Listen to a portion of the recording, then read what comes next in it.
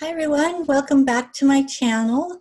I'm Yvonne Davis and I am a professional tarot astrology reader and intuitive.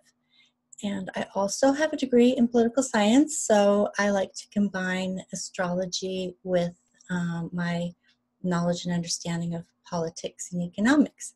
So I know a lot of you have been watching my videos for a few years now. I think it's been a few years. It seems like it. Maybe it's only been 1 year. But anyway, I just want to give you a quick update on my life. So as you know, I am working on a master's degree in creative writing, and I'm very close now.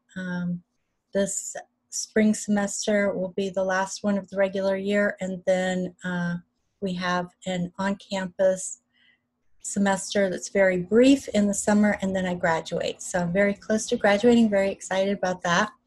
And also, I've mentioned that I was finishing up revisions on a novel that I needed to send to an agent who requested it. So I got that done. Very, very, very happy about that.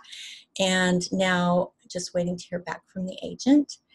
And I will keep you up to date on how that's going. So obviously, I'm going to say when I get a pub date, I will definitely let all of you know.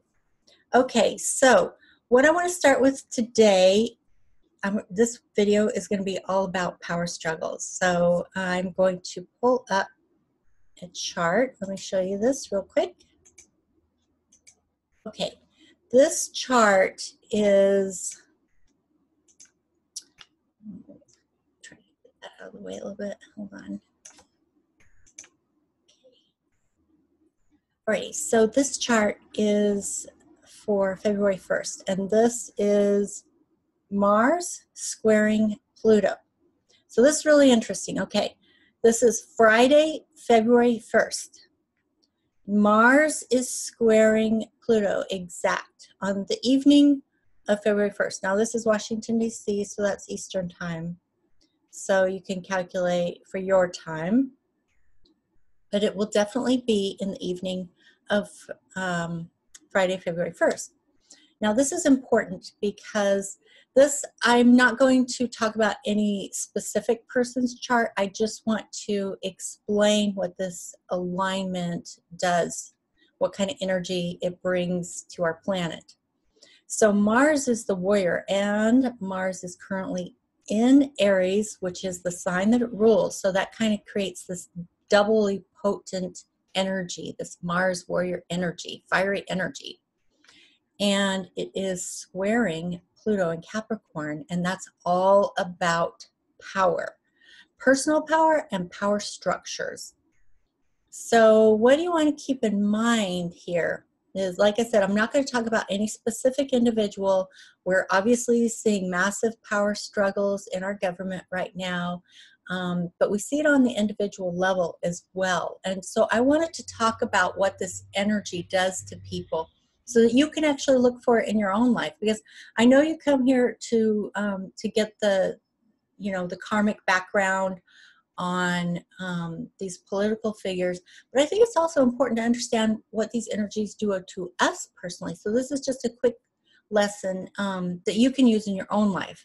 So what I want you to do, if this is interesting to you, is keep your eyes open as we get closer and closer, particularly to Friday, because that's when the energy will really be at its height, at its peak. Look and see if you notice any power struggles in your life personally. So examples would be things that trigger you, people that you think are playing power games with you, lording power over you, head tripping you, anything like that where they're trying to manipulate you or get power over you. Then this would be an example of the energy of Mars square Pluto. So what you want to do is you want to look for patterns. And as an example, anything that triggers you close to this alignment, which could be the entire day, Friday, but it can sometimes even happen ahead of that, or even a day or so after that, especially because Mars is moving into conjunction with Uranus, which is going to intensify that energy. It's like Mars on steroids when Mars conjoins Uranus. So it's a little bit scary too, because I've seen whenever Mars conjoins Uranus or opposes Uranus, I've seen violence occur. As an example, I've seen examples like mass shootings. So I'm nervous about this energy because I've seen it happen so many times. So obviously there's really no way we can protect ourselves except simply just, like hide in our beds. So, but it is a very volatile, violent energy. So you want to keep that in mind. But for your own lives in particular, I'm not saying that you specifically will see anything violent, other than people, using being manipulative or trying to lord power over you. So you got to look for situations like that. And then what you try to do is you try to find the patterns, like, have you seen this before? Is it the same person all the time? Or is it something inside of you? Like, do you always get triggered? Do you get road rage? Do you get triggered at work? Are there situations that trigger you? Are there certain people that trigger you? So that's what you want to look at, because if it's a specific person or a specific situation, or if it's just you, like you notice you get triggered under certain circumstances, no matter, it could be all kinds of different people or different situations, or something inside you that's getting triggered. That's why you're looking for the pattern, because when you can find something that really hones in on the source, then if you're dealing with a toxic situation or if you're dealing with a toxic person, you may want to make some decisions about changes around that person or situation in your life. Or if it's just you, like I said, if you notice you always get triggered in rush hour traffic, or if you get triggered when someone questions your intelligence, that might be an example where it could happen under many different occasions, but it's always that thing that triggers you.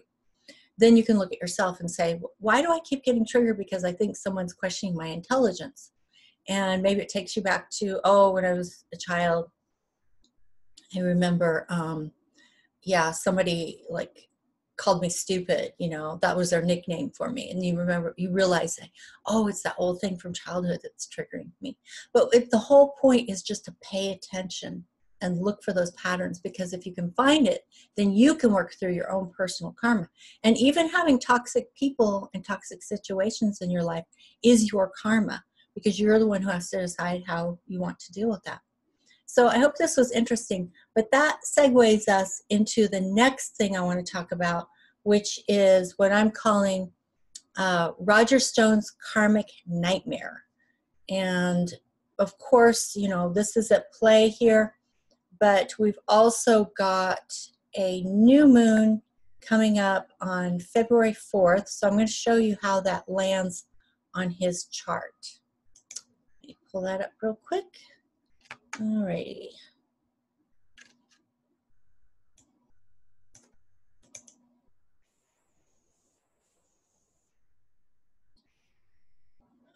Okay, that's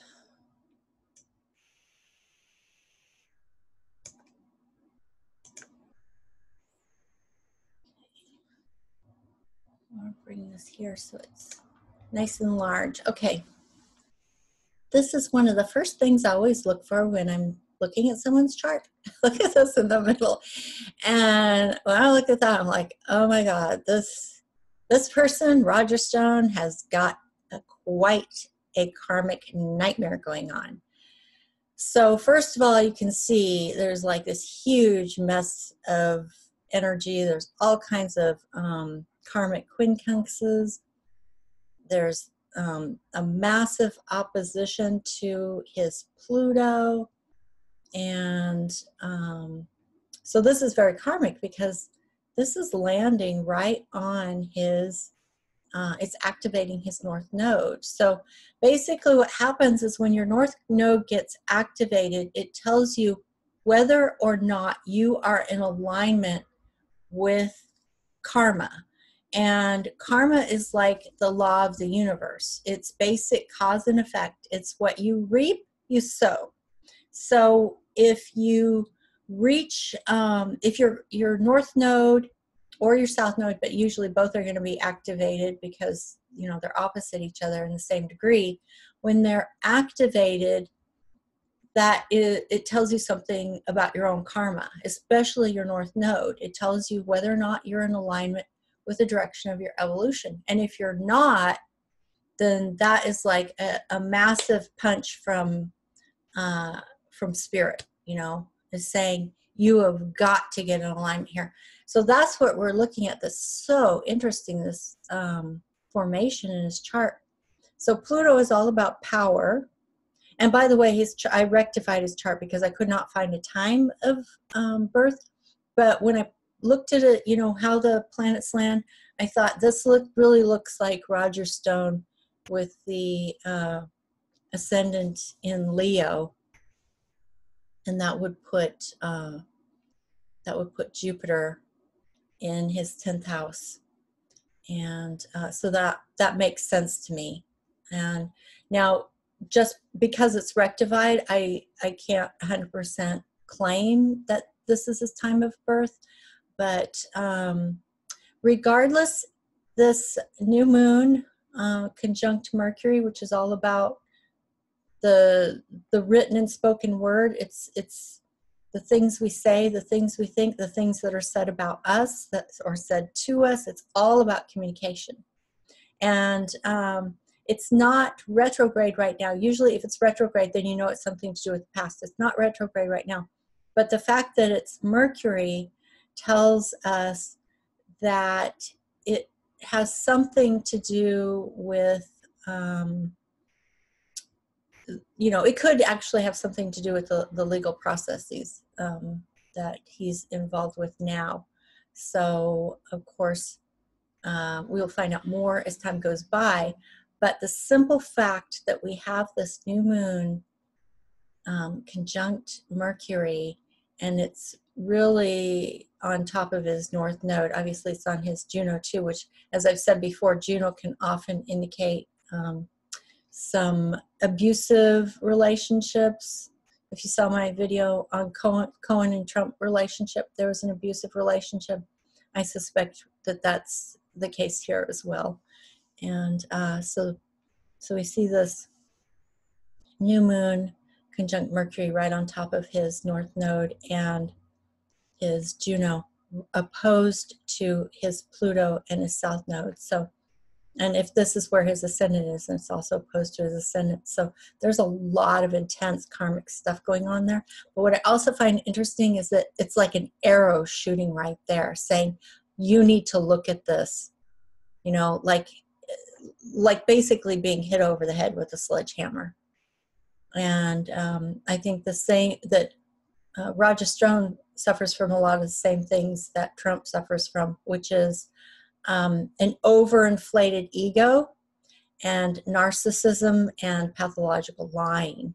So it's really pointing at a need to do some deep karmic work here, whether he likes it or not, because it's coming down. And let's see if there's anything else I would say about that. If he does have his ascendant in Leo, then this would be his 7th house, and that's relationships. So it's how he relates to others in the world, which does appear to be true. So regardless of the actual specific details, it's just when I look at a chart like this, it's just so obvious that this is a person who is basically being hit with an arrow from karma. I mean, just look at that. It's like an arrow telling him exactly where he needs to look, where the problem is. So he just got hit by a massive karmic arrow, and his life is never going to be the same. He claims he's going to be vindicated, but I have absolutely no doubt he is going to jail. So, and you can see it right there. I mean, that's about as karmic as you can get. Okay, so now I want to take you over to the next most interesting chart that I think will bring something like some kind of conclusion around this situation with Trump, because, you know, he's really playing with fire in terms of shutting down the government for so long, and insisting that he get money for the wall, even though there is no political will behind him other than his radical right-wing base, which, you know, is the minority. So he just doesn't have the political will to be behind him to be able to do this. So I think that if he insists on playing games and misusing power and hurting people, it's going to be his ultimate undoing. It's basically going to seal his fate. So I'm going to show you a chart that I think is really interesting where that's concerned. Let me pull that up real quick.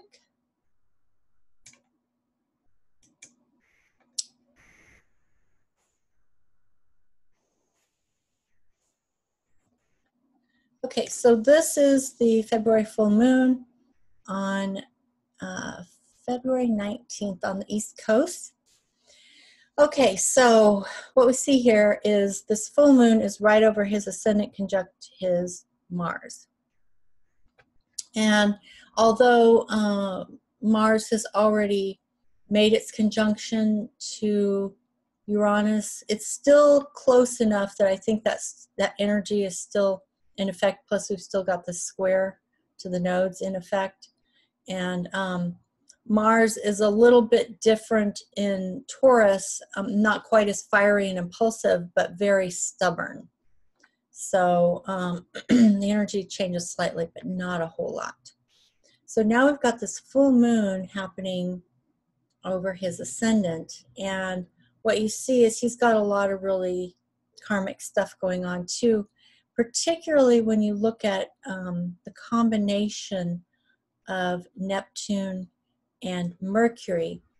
And you know, if you're watching my videos or other astrologers' videos, you probably picked up on the idea that when you see a relationship between Neptune and Mercury, particularly a conjunction, square, or opposition, you're often dealing with deception and delusion, and particularly self-delusion. And I think that is definitely the case for Donald Trump.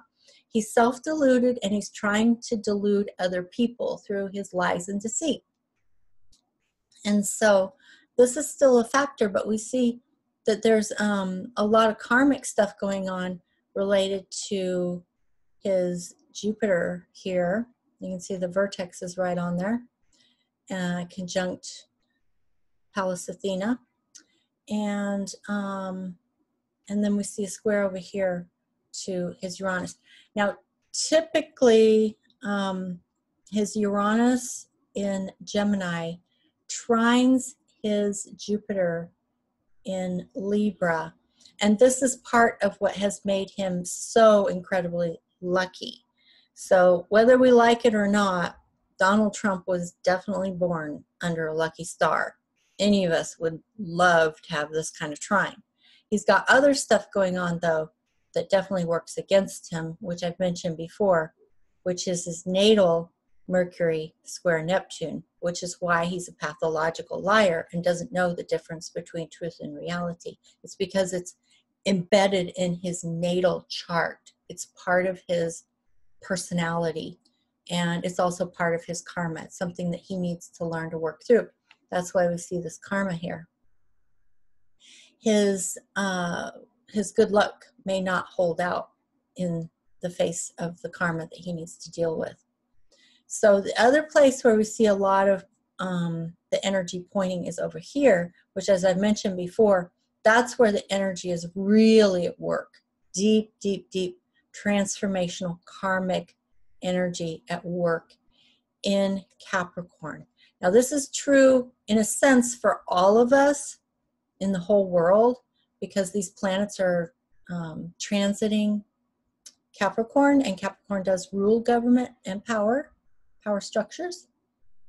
So in some sense, it's true for the whole world, but it's specifically true for Donald Trump because it's in his 6th house of work, and it is moving into a conjunction with his vertex, which is fate. And what I found, and opposing his Saturn Venus in the 12th house. So there's something very karmic going on here around power and the misuse of power. And we'll have to wait probably at least a year or 2 years. So I know that this is going to be resolved before the presidential election in November 2020. But it is going to be an unfolding that will take time. Because for one thing, we have to wait for the South Node to move all the way through Capricorn and sweep away all the weaknesses in those power structures, which means corruption, graft, collusion with foreign agents, crimes, treason, all of that stuff is going to be more illuminated and cleared away. So that's a wonderful thing, although it can be extremely trying, obviously. But what I found particularly interesting about this chart was this Venus right here. Now, Venus has been showing up a lot in Donald Trump's charts. And Venus is the ruler of Libra, which is the scales of justice. So whenever, I saw issues around his legal battles and the special counsel investigation and the indictments, so many people in his campaign and in his really fairly close circles of associates have already been indicted, have already been charged, tried, and convicted and sentenced and gone to jail. So, and now here, Roger Stone is on that path as well. So the noose just keeps getting tighter and tighter and tighter. But what I thought was particularly interesting about this Venus was it made me think of Nancy Pelosi.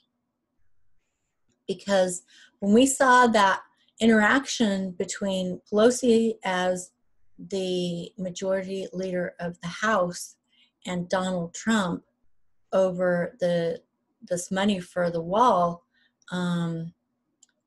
she was really tough. I mean, she really incarnated warrior energy and stood up to Donald Trump's misuse of power. And so I think that this Venus here, it still is bringing in the energy of justice, but I think it's actually even being incarnated through Nancy Pelosi and these other really strong women that we see in the political arena. So that's really interesting and exciting. So that's basically what I want to show you for now. So that kind of takes us through to a little bit through February, obviously not all the way through February, but it gives you kind of a view to the future. And for Roger Stone, Donald Trump, and I think it's also telling us something about Pelosi. So I hope you found this interesting, and like I said, I'll keep you up to date on what's happening for me personally, and when I get a chance, I will do another video about our Game of Thrones political system right now. So I hope you will join me for that. And if you're new to this channel, please subscribe. And if you like this video, please click like and share on your social media. And also, if you're interested in a personal reading, check out my link to my website in the description box below. And also, I will put a link to one more video. I'll show you that real quick. This one, Trump's White House in 2019, because I went all the way through, I think, to the like late January. I'm sorry, late July, and then skip to December. So as we move through the year, I'll do more in-depth videos, and then I'll fill in the second half of the year. So, but this, you know, if you're really wanting to go beyond February, this is a great video if you haven't seen it yet, or you can check it out again. So I'll also put the link to that below.